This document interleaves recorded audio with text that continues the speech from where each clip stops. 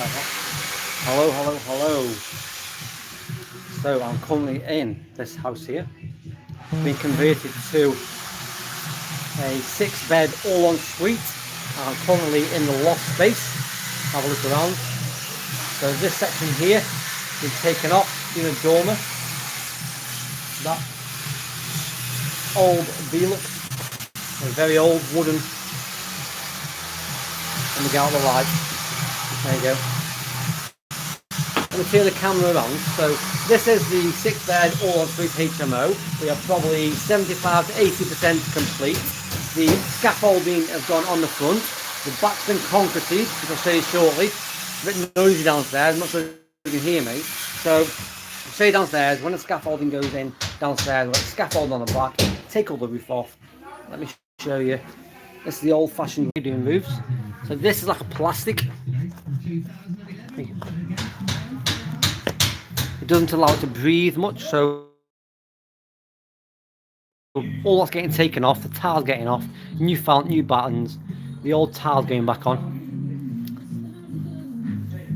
So yeah, I'll walk you around now. So let's give me so they'll be stopping in. There'll be a walkway here roughly with a door opening in.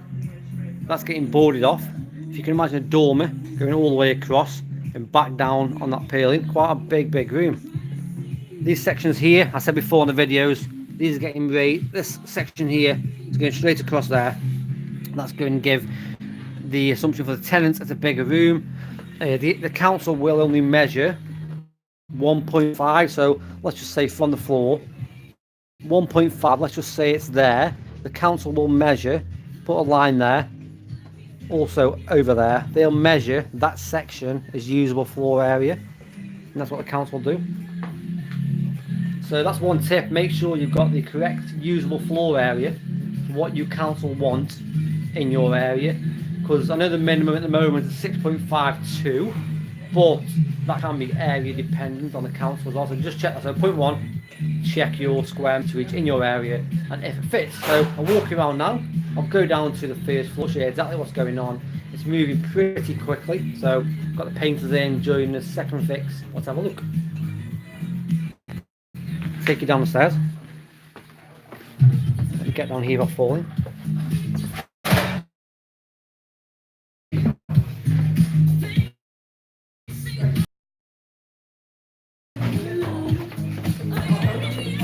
This is the upstairs front bedroom. You can see the ceilings are getting painted now. First fix is done, plaster's done, doors are going on, handles. So what we've done on this one, the doorway was here. We've pushed the door to there, gives an extra 1 square metre. Ensuite, so you can imagine this was a big family bedroom originally. The door was there, that ensuite wasn't here. That's all one big open space. So every single one we do, you walk in the middle, you'll have a sink in the middle, shower left or shower right, the alternative style of the toilet. So you walk in, shower left. What we've done again, we've come in, fitted the showers. We've gone in a silicone behind, we've tiled, let them dry, and that'll be re-siliconed again. So that'll be silicone twice. So this is the shower area, that's where the, does everyone like my legs? So, but yeah, that's the mixer. The sink will be here, and the toilet over there. And this is where we said before, using main soil stacks, comes from the loft space down here. This soil joins onto that and goes down to the one below. So I'll put a link above on my last video on soil stacks, how to get your waste from the front out to the back. All the windows are on order, as I said, scaffolding is in place, all ready for that roof. So this upstairs front bedroom, that's bedroom 5, bedroom 6 in the loft, bedroom 5 here, 6 through to bedroom 4. What do you think about our locks here? There will be another one of these mechanisms around the lock. All the doors have got fire frames in, always intermittent strips. We've got Danny here fitting the architraves.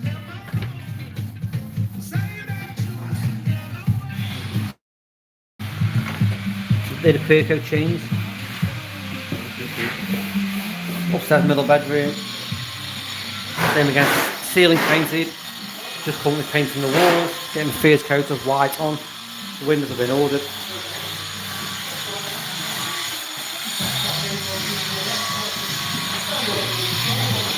Same again, ensuite, like I said, in the middle sink, to the left toilet, to the right shower.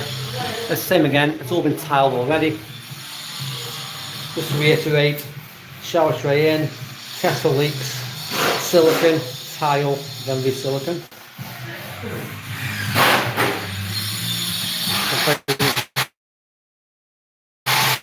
A 6 in the loft, 5 at the front, 4 in the middle, number 3 is at the back. Beautiful. Sorry, man. Good video. So this one's all been boarded now. Journey's going in, skirtings, arcs, doors are going on, windows on order. Nice bedroom. A bed will go there. It's got the biggest, or one of the largest en suites for the square meter size. So shower tray there. Tiles already started. Toilet. That's going to get like dot and dabbed on there. Let's have a look at the side. You can see them there putting all the waste pipe in, or at least digging the hole.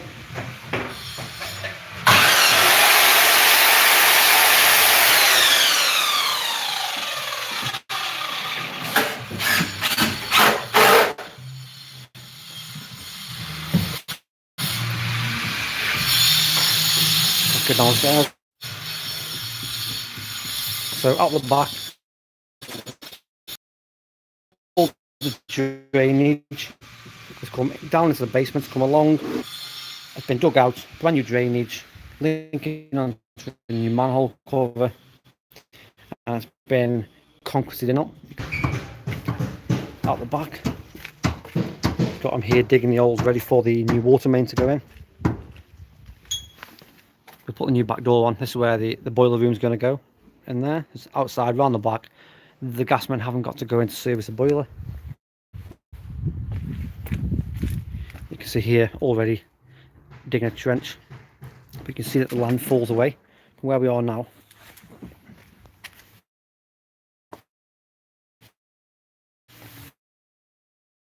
You'll see how much it falls away from where I'm standing now to down there. It's got to be a good 2 or 3 meters deep, but because it's got to be 700 mil below the water main, which is outside in the alleyway.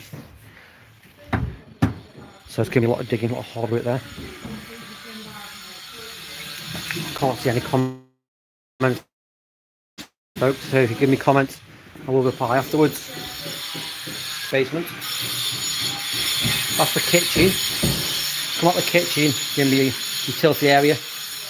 So fridge, freezers, be a washer below, dryer above there. This is the bedroom door for number 2. This is where most of the major changes happened. We're getting. So here, I don't know if you can remember, if you've seen the other videos, I will put number 1 if you haven't. There was a massive chimney here. It was, I'll show you how wide the chimney was. So that's how wide the chimney was. There was a doorway. So basically you walk through this old kitchen, walk through a doorway, and that was the full-on bathroom. So we've taken a chimney out of that big. You can see how wide the chimney was from there to there. That's created a lot of usable floor area in here as well. So what we've had to do is get a structural engineer in to give us calculations. If you look up here, we've got 4 steels. We've also got 4 concrete lintels. 1, 2, 3, 4. And that is the exact method that they wanted. Because basically this wall above, that's a chimney, but it's also the back end of the house. This bit is the outrigger. So you can imagine, you always need engineers involved. If anything goes wrong, at least you've got someone's liability on this. So, yeah. But the downside, we've had to build a pillar. One of the 2 ways we could have done it is created a steel structure, like a goal post. Like we could have bolted another steel onto the wall and down the wall. But that's only a single skin wall, so that wasn't enough in this situation. So full steels, full concrete lintels, 2 concrete pads to spread the load and the weight, and everyone's happy. But by doing this, we've had to dig a 1 square metre footing by 1 metre deep and pull that with concrete. So basically we've had to make that pillar its own footing. But it's all achievable, guys. So I'll show you another thing as well. Do you know who's in your loft? Strange question to ask, but look at that up there. I don't know if you can see. But can you see that? So I've had to put a frame in there and fireboard. It's a fire break anyway, to stop any fire spreading to the neighbours, so it's more risk mitigation and thinking of other people. But they were using this loft, so all the tenants, all the neighbours' belongings were on top of here. But we weren't aware, neither was the previous owner. And that's what you got to think about it. Do you check in your loft? This wouldn't have had a hatch, so that could have been used by anybody and we wouldn't have been known. So do you know who's in your loft? Have you ever checked what's in your loft? Same again, toilets on your left, sink will be in the middle, and shower will be on the right. So you can see this had a big step down. So after this chimney, let's say it ended there, there was a step down coming out towards a rear back door, which was there. What we've done, we've gone and concreted, gone and built, you can see, put all the waste and drainage in, and we've gone and built this up by about 8 inches. Something else to think about. You can put a wooden frame in, but some people concrete. This builder does. He prefers a concrete. Got his own mixer. He's a builder. Okay, the kitchen. You've seen a few of these, but on the kitchen, what's going to happen is the kitchen going to come out there, a big U-shaped kitchen up to the wall, all the way across. Go around that bend all the way and come around to here. The sink will be above there. There'll be extractor. We're putting 2 oven extractors in here for future progress. If they want 7 people, change of planning, all that malarkey, which we will do. We'll go for 7 people actually on this. So we'll ask for 7. We won't be allowed to because of the change of use to sui generis, and that's up to the police. Bedrooms, let me know. Stairs, control said we didn't have to, but we've done that anyway, just because better quality of living. It maintains the heat for the landlord as well. So drop the ceilings. There'll be a because the door, as I said, was right back there.